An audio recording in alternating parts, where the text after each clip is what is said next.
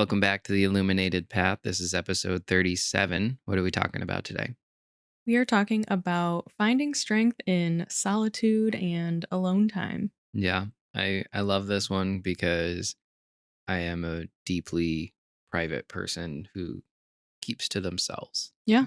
And I've had to find balance with that. Yeah, there's definitely, a healthy balance between not being so alone that you're just completely isolated and just always being around people and never having any time to yourself. Yeah. So, how's the week? Good. So, last episode, we had our first guest, and Yeah. that was a really fun and exciting time to just have conversation with her and talk about her journey. Shout And out Jen Harris. yeah, it was a really fun time. So definitely looking forward to having more guests. Yeah. Other than that, we recently went on a really nice hike with our friends and their daughter, who is so adorable. She's Yeah. a little over a year old, and it was just so fun watching her just explore everything, giving us Yeah, rocks and having us sniff the dandelions. Like it I was know. so It was so wholesome, but it yeah. was also like I took my camera and got a bunch of shots of them, and I just got this beautiful photo of her in like an open field with a dandelion in her hand looking up at her mom, and it just I yeah, it Yeah. was just really cool, you know. Yeah. I also got my hair done recently, so it's feeling very nice and refreshed. And yeah, how about you? Not too much, but our Basement update. the basement has been I don't even know if we actually did update. We had so basically the drainage system was done wrong. There Mhm. was nowhere near enough concrete. The pipes weren't even connected underneath the floor. Um, The cement was just it disintegrating. was mush. It was Like just mush. at one point we were gonna walk down there and just go through the floor. I don't really know what would have happened. Yeah. So it turned out to be a very big project, but it's done. We have a new sump pump, a second sump pump down there, and the drainage system in the floor has been completely rebuilt. Fresh concrete, everything. So we're excited. We're probably, we're still getting settled. I think we've got the busy summer season coming, and now there's weddings coming up, so we're trying to get some episodes filmed in advance. But I'm excited. We're gonna rebuild a podcast set down there, and that's gonna be really, really exciting because I think now we get to do whatever we want, Yeah. and we really want to have like a formal set like we did where we have the table and we have our laptops and can do that, and then have another set that's more casual on a couch and give it a little more character and Yeah. play Ability with to it. have guests and Yeah. do all the things. Yeah, I'm excited. It's just I've actually now been in this house for 8 years. Just crazy to think about. Yeah. But, I moved in and the basement was completely finished. And then I was like, I'm just gonna redo some things, paint the walls, change up the flooring, and then it turned into just so much more than that. Yeah. I mean, the people working on our house were here for 2 weeks and they were like, you basically should have bought a boathouse because you live on top of a river. Like Yeah. the water table is extremely high here and there's not really much we can do about it except Right. have a system in place that is directing the water away from the house. So, Yeah, I mean there's literally a piece in the foundation that was like massively eroded, yeah, that was a little scary. and they were like I mean it was supposed to be like 2 feet and there was like 9 inches, Yeah. and most of it was gone, and that was where they put the second sump pump because they were like, you're pretty much always going to have like a river under your house right here. Yeah. So So luckily we have a stream in the back. And so yeah. the pipe goes all underground, all the way through our backyard and into the stream. And you can just literally go back there and watch the water dump out, which Yeah, is impressive. we know it's working, and it's the new sump pump isn't too loud. They got us some I good don't hear gear. it. Yeah. It So it's good. We're excited to start getting the house ready for I mean, downstairs is gonna be business. Like that's gonna be our offices, that's gonna be the podcast set. It's really gonna be like a creatives space. love it. Yeah. So let's talk about being alone because I historically have wanted to be alone so much to where it affected your and I's relationship. Mhm. And you, I don't feel like you've really been like, oh, I got to be alone. I think, if anything, you've kind of struggled to slow down and be alone. I mean, I've definitely had different different seasons of this Yeah. because, years ago when I was not happy and I was working and living alone, I wanted to just go out all the time and I filled my schedule with seeing friends, going out to bars, just doing all of the things because I did struggle with being alone in this house by myself Hmm. all the time. It was a lot. And I struggled with that. I didn't know how to be alone and I would just kind of look outside of myself for distraction, really. Yeah. I wanted to fill the time, I wanted to fill the space even though I am a very introverted person. Yeah. Um, and, so that's definitely changed a lot. I feel like it actually changed finally when I, started working with my holistic life coach and I decided I didn't want to go out as much anymore. And That's I, true. I Yeah. had a much healthier balance at that time. Right. I didn't want to go out as much. I still did here and there. So I was making plans with friends, but it wasn't every night. Hmm. So that was a starting point that was really healthy for me to do it that way. Yeah. I think back, me personally, it was, I had a lot of friendships where I kind of just like got burned out and I stopped showing up, and it through no fault of that person. I genuinely just had several friendships where I just kind of went through a period of like isolating myself again. Mhm. And um, that's kind of been a reoccurring theme for me. When I was in college, it was really intense. I actually lived with my brother in college, and um, he dropped out of that school, and so I had the apartment, and my parents paid for it. I was very fortunate. I did the on campus thing, and I don't party. I don't. I wasn't like out drinking with people and raving. Like, I'm a very introverted person, and there was a lot I didn't like about living with people in the dorm. And I was around a lot of situations that weren't good for me. And then when I was alone in my apartment, it was really just like I was isolating myself and I was drinking and I was self harming. And it was really like a weird ritualistic self sabotage sort of thing that was going on. And then when we got together, it was, I like was fighting to have that time again, Mhm. and it wasn't really important. Like, it wasn't like that time was conducive to my future or like who I wanted to be.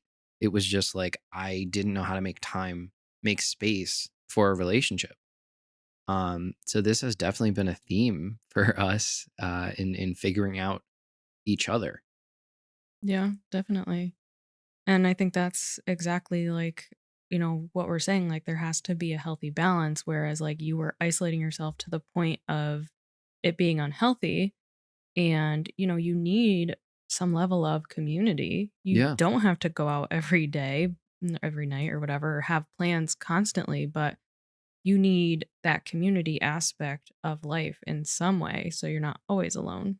Right. And we talked about this with Jen too, is like you need that connection. You need to be um that connection is really what life's all about. I mean, if there's a big thing I've learned through suicide recovery and building businesses, it's that life is about the connections you make, and that's what makes life fulfilling, is Yeah. the other souls in your life. Yeah.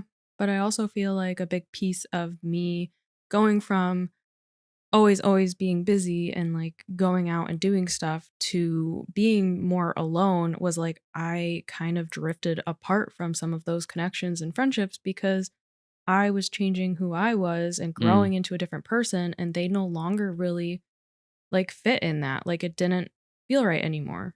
And so I have a smaller friend group now. I've talked about that and I'm so happy with the people that are in my life. They are yeah. my close people. They're not just acquaintances. I Yeah. can't spend time with people that feels like I'm losing time. Mm, mhm. I think that's part of it too, is like you not that you need to isolate, but like when you're kind of going through a transformation, it does require that alone time, in terms of figuring out what you do want and what is meaningful for you and what's actually supporting your future and where you want to go and who you want to be.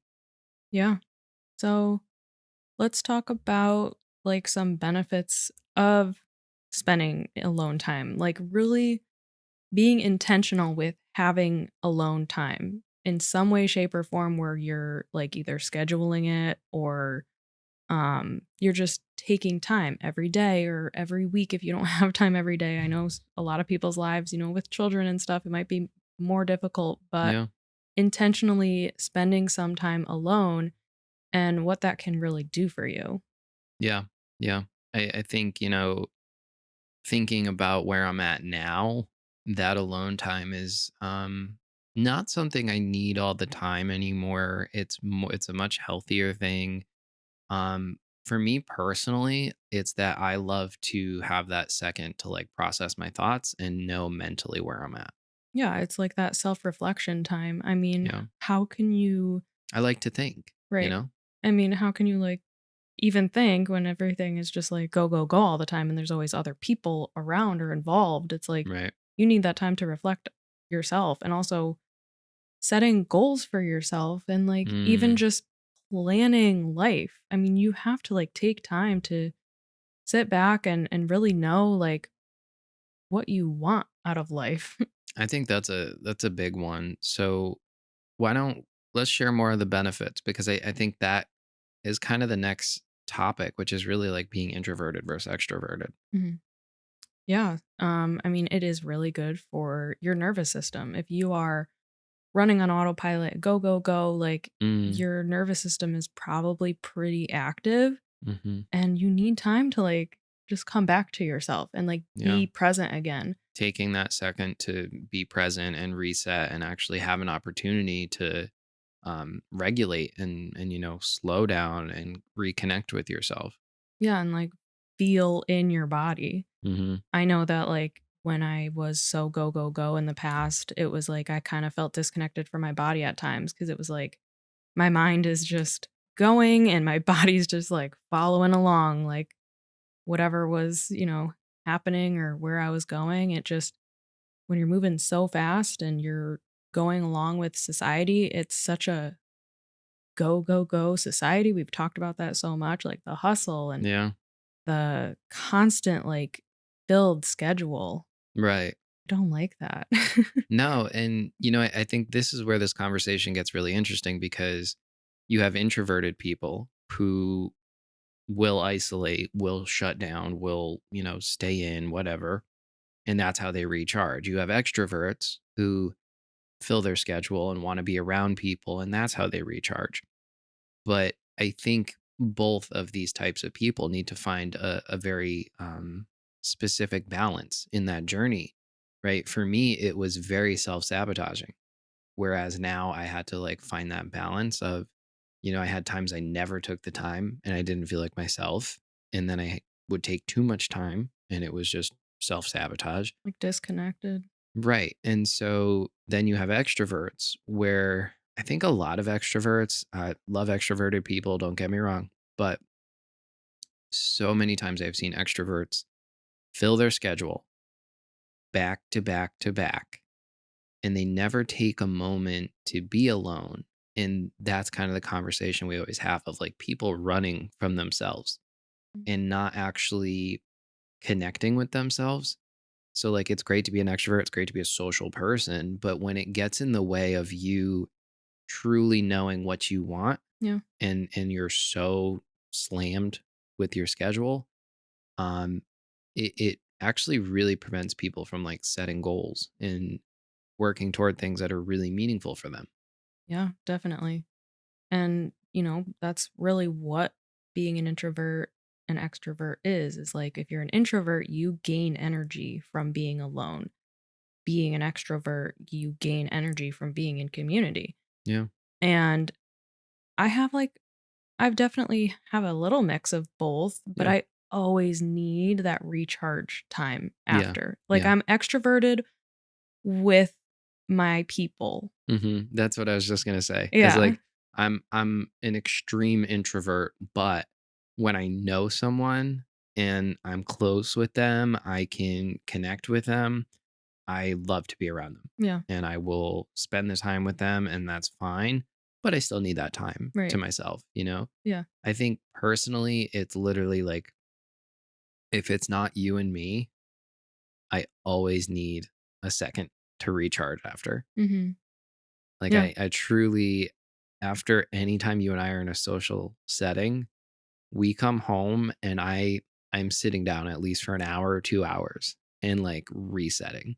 I mean, we do even longer than that Oh yeah. sometimes, but it's so nice that we are on the same page. Yeah. I'd be so interested in how, like, couples who have, like, one introvert and one extrovert, like, Mm, manage that because yeah. I feel like in those situations, like, if you're at a social gathering, the extrovert's like, "Let's stay the whole time," Yeah, yeah. and the introvert's like, "Let's go home," whereas, like, you and I are always like we just, like, look at each other, we're like, "Time to go," Time to go. and on Easter, we were with my family, like, Yeah. that's our people, so, of course, it was comfortable and there was Right. conversation, it was great, but that was still draining at the end of it, Oh and yeah. by the time we came home, we plopped on the couch for a solid 4 hours, Yeah. not just 1, No, we like, were done 4 that night. hours, We were done that night. but it was fine, Yeah. like, because we knew that we needed that, and it works for us, for sure. Yeah, and I think it's just kind of like a way of life, like there's some people like the fast-paced go go go. I really like to have pauses in between things when I do like even when we were consulting and setting all these meetings, I remember I would always give myself at least 30 minutes between meetings. Yeah. Whereas a lot of them were just booking like back to back and then they're late to the next one. I'm like, no, no, no. I need a second. Yeah, I mean, even, like, when we make weekend plans now or something, it's like 1 plan per weekend. Mm, Or if we have, like, a big thing going on, I need a buffer before and yep. after. Yep. Like, my sister's wedding is coming up, Yep. uh, a week after this episode drops, Oh my actually. God. Wow. It's almost here. I need to write my speech. Um, but I literally, like, blocked off our calendars, and we had, like, told, like, your family because they were asking, like, what our upcoming schedules were, and I was like, Yeah. "We're not we're busy the week before, we're busy the week after Yeah. recharging." Not, like, Well, with actual plans. I think too, like when you think about us and how we travel, so like Kate and Mm, I are very when we travel, we don't like, oh, let's go do this tour and that tour and then let's go to this event and then let's do this at this time and it like not at all. What we do when we travel is we pick two or three things and we decide, is that what we're doing? Okay, we make a plan. We have traveled with extroverts and it's like we're going to do this and then we're going to go from that to this and then we're like running and then it like and you're just struggling to get to the next thing and it makes it stressful and it's not fun for us personally, yeah, I think everybody's different, sure, but I think it shows too kind of in how we travel. We're perfectly okay missing some things if it means that we get to truly slow down and be present in the things that we do get to experience. yeah, we don't wanna feel burnout while we're there. Right. Like I'm here to relax Yeah, and maybe experience something new, but I'm not running from one thing to the next. yeah. So I think really the message here is set intentional time for yourself to be alone. If you are extroverted, especially, Yeah. like, know that you do need some time for yourself.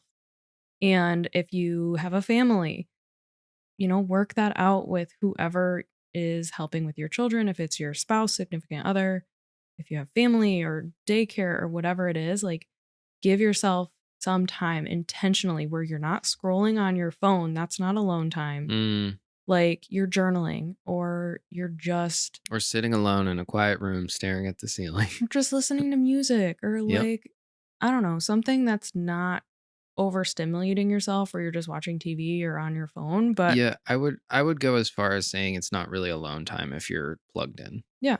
You know, like you really that time is really should be something of value for Yeah. you in your relationship with yourself. Yeah. I mean, we all need time to like reflect on life. Like, how do you feel Yeah. truly inside of yourself? Like, you express your feelings and your emotions with other people so much, but like, are you really spending time thinking and just feeling for yourself and knowing like, I feel good or I Mm, want to make a change here or I want to shift this in my schedule. I don't know. yeah. Quick sidebar because I think a lot of business owners are extroverts.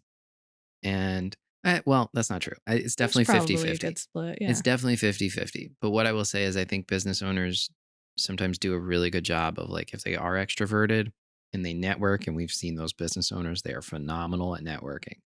But my caution, I think not just business owners really, but my caution is if you're an extrovert, make sure that you spend that time with yourself, be present, and kind of do the opposite basically. Spend that time alone, think about your goals, reconnect with yourself, unplug. If you're an introvert, do the opposite. Instead of shutting down and self sabotaging or always taking that time, I would encourage you to find places where you are okay pushing your comfort zone a little and being out. And it's really like once you get exposure to each side of the spectrum, you'll start to find your balance and you're healthy with it. Yeah. Anything else? No, I think that's it. Short and sweet on being alone and finding a healthy balance in it. Man, we're going to have to do an episode on being alone versus in relationships at some point. That's a whole other can of worms. All right. Friendly reminder, you can go to the illuminatedpathpodcast.com and write in if you have any topic suggestions or a guest idea you'd like us to interview or even apply for live coaching. So you can go in, you can write in and get in contact with us that way. You can also, Leave us a review on Spotify, leave a comment on YouTube, Apple Podcasts, and share with your friends. yeah, thank you for tuning in, and we'll see you guys next time. Thank you.